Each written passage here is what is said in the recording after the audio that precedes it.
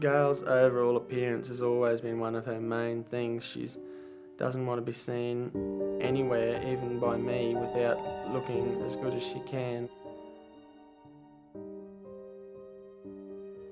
I think it's difficult to go from being a person that some people might find attractive to being a person that you think no one could find attractive.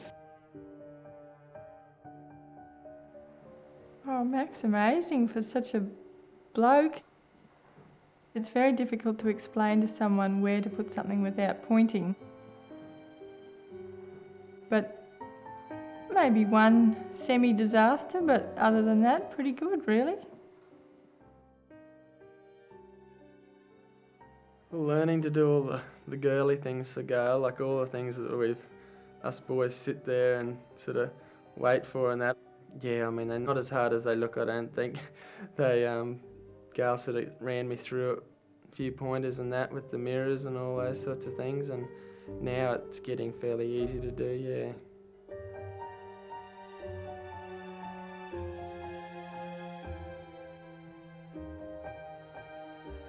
I guess what I've learnt overall is the power of the mind and how you can overcome problems and pains that you're feeling by just telling yourself that they're not happening and putting yourself in a different place where you're not really having the pain. When I'm in the pool and my arm's out and I'm floating, the pains really do go as much as they possibly can, and I can feel as normal as possible and feel as pain-free as I ever have since the accident.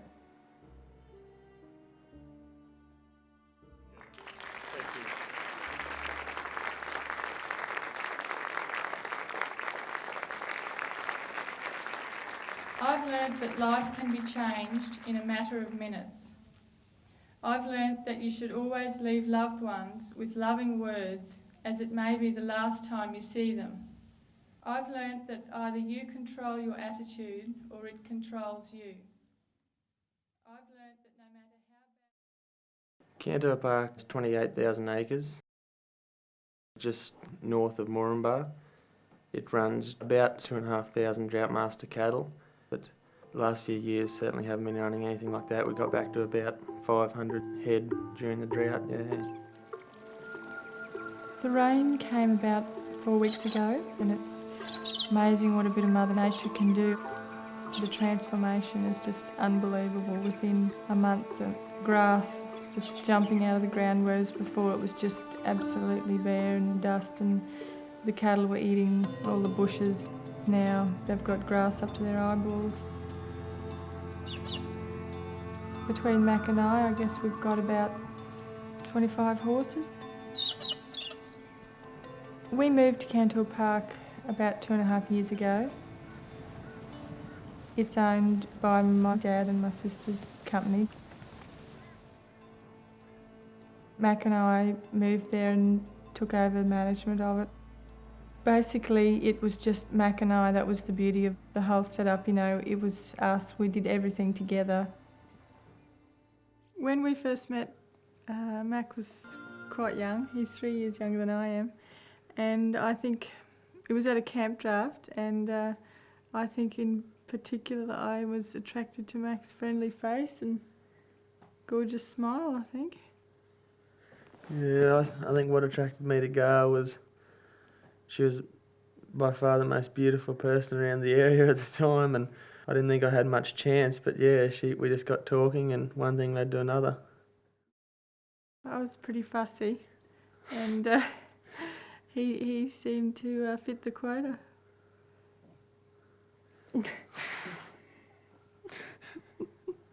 Mac, he just idolised Gayle right from the start, didn't he? Yes. And we were just gobsmacked because he'd come in and we'd been mustering all day or something, and I mean, Gayle's just a workaholic. She'd be in the laundry, folding all the laundry. Mac would be in there folding the laundry. She'd go to cook tea. Mac would be there cutting up veggies, and we were like, how do we get our boyfriends to do that? Gayle Shann, this competitor. Gayle Shann. Alrighty, Jackson. Get him out. Yeah, well, keep pushing the bastard. Gayle Shann, out on course. She's always been very competitive. I mean, she's one of the most aggressive lady riders around, I suppose you'd say. She's there to win and there to take home as many ribbons as she can. Go, Gayle!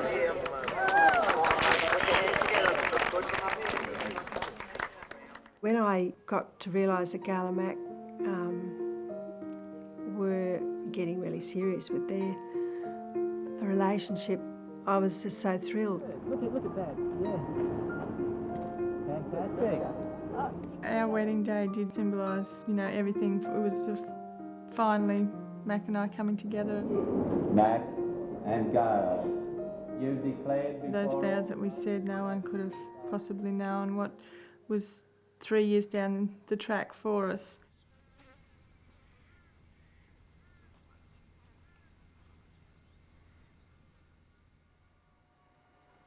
The accident happened just after 7 o'clock in the morning when we first started work that day, but that whole day is gone from my memory. I don't remember getting up and even having breakfast. So I have absolutely no memories of that day. When we came to Cantaur Park, the fence had been started, a wooden fence around one side of the house. So we decided to pull it out and put a steel fence in. We were planning on doing it ages ago, and then we eventually got Adam Griffin to come over and give us a hand. We dropped the auger on the hole and started digging, and Gayle started shoveling away, and she realised she couldn't really stand up on the garden bed and shovel, so Gayle went round to the driver's side, I suppose you'd say, of the tractor. The machine that Gayle got caught in was a post hole digger driven by a PTO shaft off the back of a tractor. Quite a few people think Gayle must have caught in the actual auger that digs the hole, but it was actually the shaft that runs the auger, which spins a lot quicker and is by far the most dangerous part of it. One minute she was there, and next minute she was getting thrown around, making a dreadful noise. The back of Gayle's glove got caught in a release pin and dragged Gayle in. So I immediately put my foot on the clutch, which stopped the shaft. And then I turned the machine off, and Adam Griffin was right just in front of me welding, and he heard nothing of it. I ran over to him, sort of hysterically, sort of yelling out to him. I would have hated to be in his shoes that day, because I'd imagine that he was sort of, at the time, sort of half blaming himself because he was operating the bloody thing. And she had a terrible sort of blood coming from her head, and she was hanging by her arms. And I mean, she looked as dead as you could get, and I raced inside and I rang the ambulance. Ambulance, what's the location of your emergency? Yes, I'm on a property at Mooramba. It's Cantaur Park, and we're in desperate need of an ambulance. Okay, what's the problem out there? My wife's been caught in a post hole digger, and she's very, very badly injured. Okay. We may need a helicopter, like we're an hour out of Mooramba. If you could find out what parts of the body are affected, how she's going. Mate, her arm's just absolutely smashed, and I don't even know that she's alive. Okay, mate. Well, I could really threw her around. I saw Gayle entangled in the PTO shaft. Took her out of the shaft and carried her inside and put her on the bed. I didn't realise until halfway in that the arm was gone, you know? The other arm was gone. Then I knew we were in real trouble. Like, okay, mate, we'll give you a call back. Adam came running in and took the phone from me. To see Who am I talking to? Mate, you got the ambulance service here? The helicopter out here. Okay, mate, I Lost a limb. We've lost a left arm. left arm, yeah. Left a right arm. Mm-hmm. We've broken a left arm. Subsequent laceration to her head. Yeah. Is she still conscious at the moment? No, mate. I ran outside. I got halfway to the tractor and realised he'd got Gayle out of the tractor. I actually followed her blood trail and found her on the spare bed. She was just moaning, what happened? Mac, help me, I'm in so much pain. while I was on the phone, Mac he was in there talking to her, and Gayle kept saying that she wanted to put her arms down by her side. And I lifted up the blanket and I had no idea that Gayle's right arm was missing, and there was just a massive, big sort of black hole in the side, and that was very, very hard to deal with. We've got someone on the way, chopper, out here now. Mate, I told that ambulance bloke if he didn't get here in 20 minutes, she'd be dead. she'll be dead. I got the arm and took it out of its clothing, and it wasn't in a real good state. It would have been a miracle if they got it back on. And put it in the freezer. I was the medical officer on duty for the Royal Flying Doctor Service in Rockhampton. We weren't sure if we'd be able to land on the property.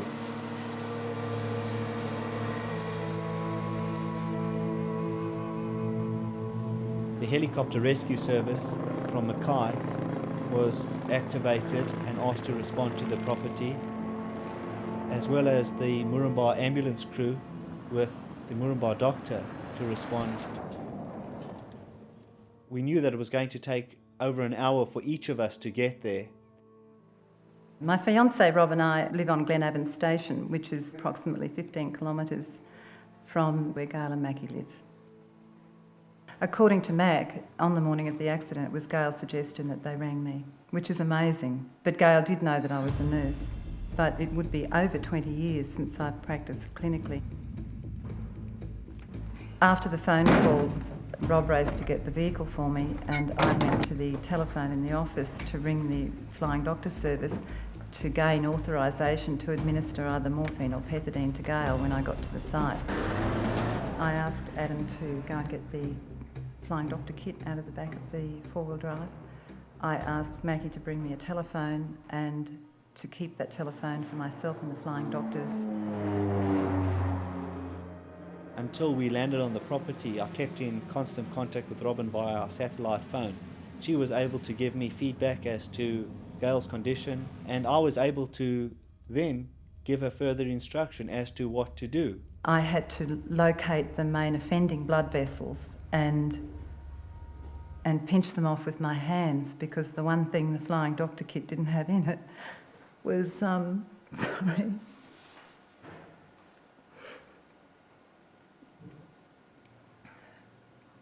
artery forceps. And I did call for Mackie to see if there were any dog clips in the office. I thought anything that would do, that would work as artery forceps. But there wasn't anything. So I used the only thing I had, and that was my hands. And I held the blood vessels together with my hands until they clotted. And that hurt Gayle. She kept telling me that I was hurting her. And I just told Gayle that I had to do this. It was close to 2 hours from the initial accident to the first medical personnel arriving. Essentially, all the first aid provided was by Robin. In that time period between the accident happening and medical help arriving, that Robin single-handedly probably kept Gayle alive. For a lot of the time, I just felt very much in control. But when I thought that Gayle may not make it, I felt extraordinarily alone and just drew on everything that I had to get the result that we got. But without Gayle's cooperation, we may not have achieved that. You know, she was remarkable.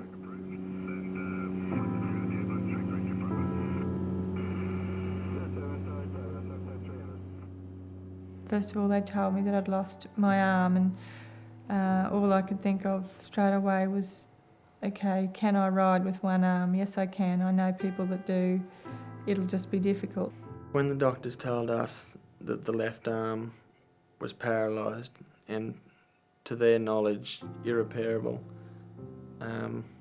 we were terrified of telling Gayle, because we thought she might not want to go on, may not want to live, not being able to do anything for herself. I think it was worse to know that the other arm wasn't working. I mean, you know, you look there and you think, well, at least I've still got one arm. And initially we were thinking, you know, well, Gayle's left-handed, so it's a blessing that her left arm is the one that was left. But, you know, it all became 10 times worse when we knew that that arm didn't work. I guess, yes, at one point I definitely did think, would I be better off dead? It just seems unfair, I suppose, that that a person like Gayle has been dealt this this kind of trauma that's going to affect her life forever.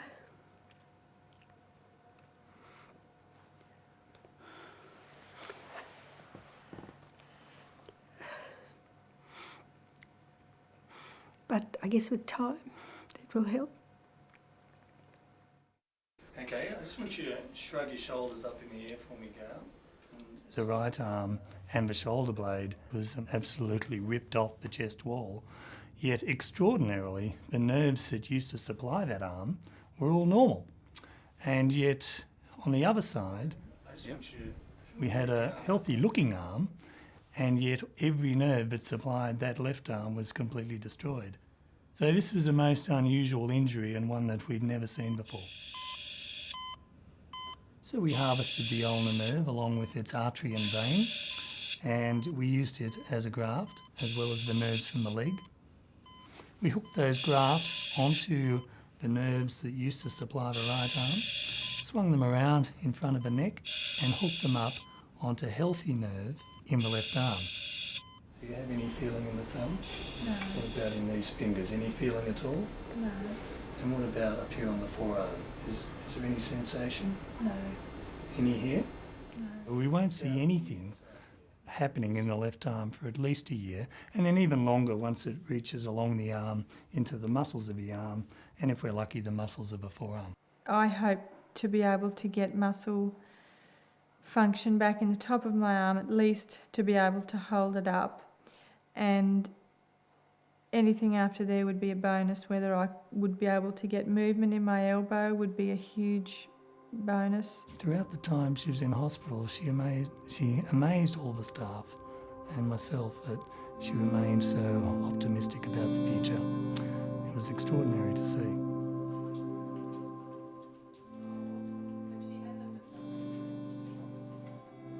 But having that arm there is a symbol of hope for the future, with maybe future discoveries in technology.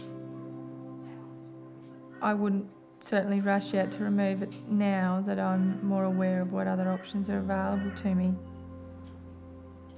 But if I knew that removing it would stop the pain, then yes, I probably would.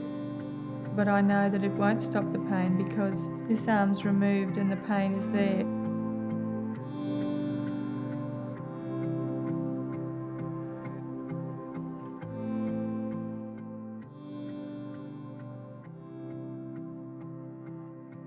One thing I've found very difficult is when I am feeling emotional and just want to have a good cry and there's other people around, your natural instinct is to just cover your face and bend your head down and just have a cry. And now I have to just sit there and people can see my whole face. I can't hide my face, and I find that very difficult. You've met us all at once. When it comes to mealtime, we always just sit on the corner of the table, so we're sort of just nice and close and opposite each other. Right. We always just eat out of the one plate now, so I just have a mouthful and then give Gayle a mouthful. It's difficult for Mac too, because I feel so comfortable around him that I do ask him whatever it is I want done. He probably cops the brunt of it because I don't want to ask other people, so he has to do it all. What do you want for breakfast? Which makes it more difficult for him. I never ever had any trouble considering that Mac wouldn't anticipate Gayle's needs. I know he's there for her all the time. I've dropped one. The thing that probably worried me and still does worry me is that Mac has a big load on his shoulders.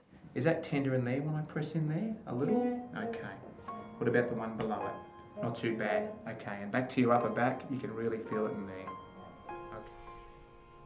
Gayle has good nights and bad nights. Did you say you could see the nerves moving?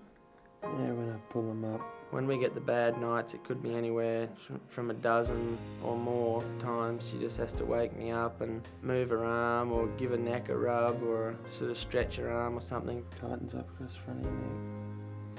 No, she just lies there from 2 o'clock on or from whenever on, just awake otherwise, yeah.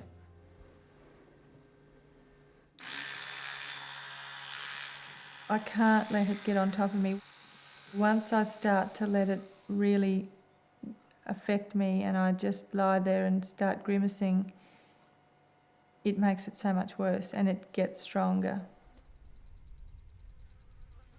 It's Mac's life that's completely altered and I guess torn apart is the way I would have described it in the beginning. I don't think I would be able to continue life sanely now if I had to give him up. I think that was possibly one of the most things that Gayle was terrified about. Was I going to hang around? She'd heard stories from people in hospital that the day of accidents that the boyfriend floats or the husband floats, and I think that just really terrified her. I didn't know whether Mac would want to be burdened with someone with my disabilities for the rest of his life because his life was really only just beginning. When you get married, you go through all the marriage vows and that, and I mean, I certainly took mine very, very seriously. Gayle, with this ring, I thee wed. I was only sort of just 21 when we got married, but I pretty much had a fair idea of what it was getting myself into, and I was there for the long haul, that's for sure. Getting to Gayle, well, what can I say? I love you very, very much. I'm just looking forward to the next many, many years together with our horses, doing everything that we love doing. When you get married, you take them in sickness and in health, so I mean, this is the hand that I've been dealt, and that's how I'm going to play it, yeah. The way Gayle looks now is just, it's almost normal to me now. I've been around her in hospital that much, and her little stump, it's just like a little arm now to me. What do you think of that? Looks all right. Come here. Give Gayle a hug. Come give Gayle a hug.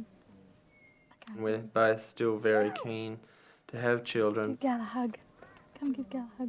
If the left arm doesn't repair itself, I mean, she's never going to be able to pick her own child up. She's never ever going to be able to feel her own child with her hands like so many people can.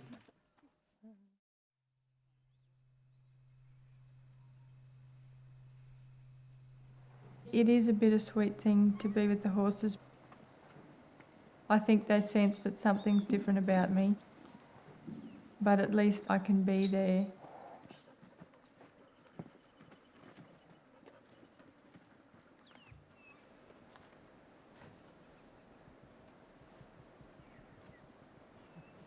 That's the first time I've been back on a horse since my accident.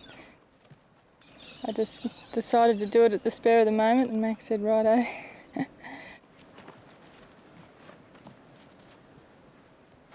Yeah, I guess I'll be able to do more and more of that, hopefully. Maybe get some people to help me train them more, that I can ride them with my legs and that sort of thing.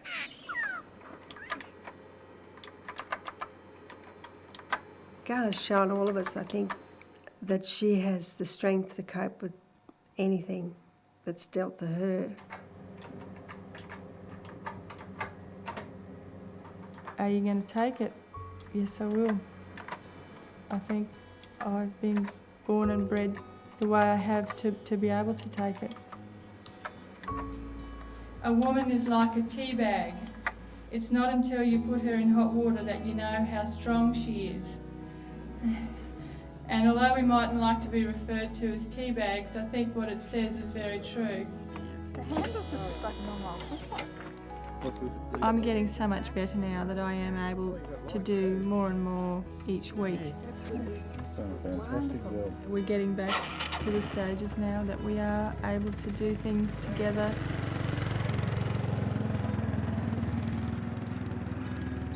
Mac is my strength.